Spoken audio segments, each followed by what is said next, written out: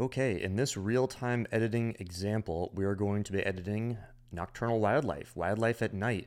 And this is a really cool photo of one of my favorite critters in Borneo to photograph and search for. It's called the Western Tarsier, and it is nocturnal, it is at night, and the scene kind of beautifully showcases it. It's almost like a reverse silhouette, kind of spotlighted, where the background just completely melts away. But you'll see, this is the ending photo. This is the beginning photo, believe it or not. So quite different. I'm doing quite a bit of treatment to it to showcase this nocturnal nature, to really isolate the subject and showcase really just the animal in its essence without all these distractions. But first, let's open the raw image as it is, and we're gonna go to hit our hotkey or our shortcut C in Adobe Camera Raw or R in Lightroom, and we're gonna crop it quite a bit. So I like the idea of this thing being kind of just right around the rightmost third. In fact, I'm gonna bring it in just slightly.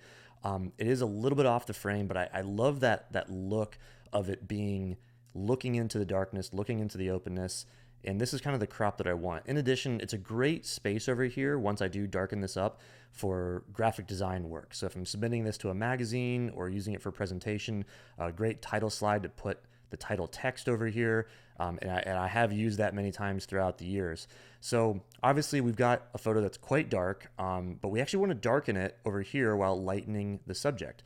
So the first thing I'm going to do, well, actually, just for posterity, I'm going to hit auto since I usually start with auto, but I can tell you right now it's not what I want. It's going to blow it out. It's going to look really grainy. Yes, of course it does, because what it's trying to do is make it like an evenly exposed image. And I 100% do not want that. So I'm going to undo it. That's not what I want whatsoever. The first thing I'm going to do is I'm really just going to use brush strokes. So I'm hitting K, my shortcut for brush, and I'm going to increase this brush size quite a bit to make it quicker and easier on me. And I'm just going to darken the heck out of it. We're going to go to like all the way down, and it's like I'm basically painting with a black brush, right? I'm just darkening everything over here. I'm going to reduce the size a little bit with my parentheses just over here to darken this, because it's not that I want to create a fake scene. I actually want to create it more real, like what my eyes actually saw, which is this small little animal in darkness. I'm going to paint a little bit right here, paint a little bit down here, and yeah, that's pretty much it. So you can see it just nicely silhouettes it. I'm going to hit E to get back to my main editing pane, and now it's time to treat the animal itself. So come over here, create a new mask, do a subject mask, and it's pretty darn accurate. Like I'm good with that. I'm not going to subtract any of the branch here, but I am going to increase exposure. So here we go. It's gonna, obviously if I go way too far, it's easy to overdo this, but definitely push it. But one thing I'm going to mention is that I'm not going to treat the whole body the same. Like I don't need the body to be as bright as the eyes and the head. So I'm going to, even though I might want to go brighter, I'm going to go a little bit darker here, because I'm going to do another brush on its head and eyes, so that I'm only affecting and ultimately kind of degrading the image through these extreme manipulations. I don't want to necessarily degrade everything, because I don't need it bright all down here. But that's a good kind of middle ground. I'm going to come back over here, do another brush, and then I'm going to increase it just to make it quicker, and then I'm just going to brush on the head itself, okay? Close it here so I can get the ears in, because I really want to showcase the animal, get its little nose and chin. Maybe just a little spot on the hand, and then I'm going to come down here and get some exposure this way. So you can see I'm brightening its head, and it doesn't look too disjointed from the body, frankly. Now, if I were to push it further, it certainly would, but I'm not going to go that much. I'm going to go right about there, maybe even like one notch lower. I'm going to increase this a little bit and just do a couple spot clicks. I'm just clicking, I'm not dragging, just clicking to make that margin a little bit more smooth, so it's not like a harsh transition from brightness to darkness. And hit E to go back to my main editing pane.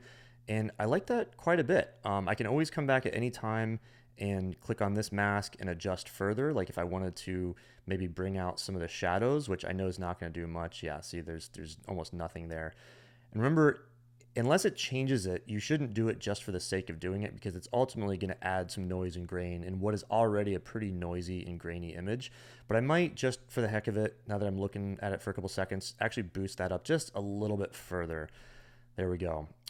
So I'm going to come back to my whole animal mask, and I'm going to adjust the white balance. So it's looking pretty yellow, pretty orange. It's probably because the flashlight was orange, or maybe it was a red flashlight at the time, but I'm going to inject just a little more cool blue into it right here, just to bring it down to more neutral temperature, color temperature. And see, I'm only going to -14, but if you compare that to even, or where I started, it does desaturate it, but also takes out some of that slightly artificial looking yellow. So again, 14 was pretty darn good.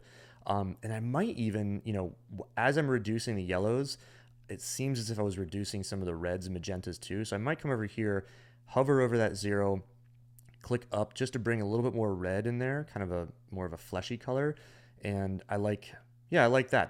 That's pretty darn good. In fact, I might even go down another click or two. I'll just go to 15. Now, one thing my eye notices is that this tree was not selected in my subject mask, so the whiteness of this bark compared to the whiteness of this bark is quite different. So I'm actually going to create one more mask, another brush, and I'm just going to paint over this. And I don't need to be super exact. I don't need to worry about spilling over to the margins because the black isn't really going to materialize or showcase any of the changing color temperature, but I am going to cool off that trunk a little bit just so it can kind of match those whites. See how it starts to create about the same color up here as it does down here as it does down here?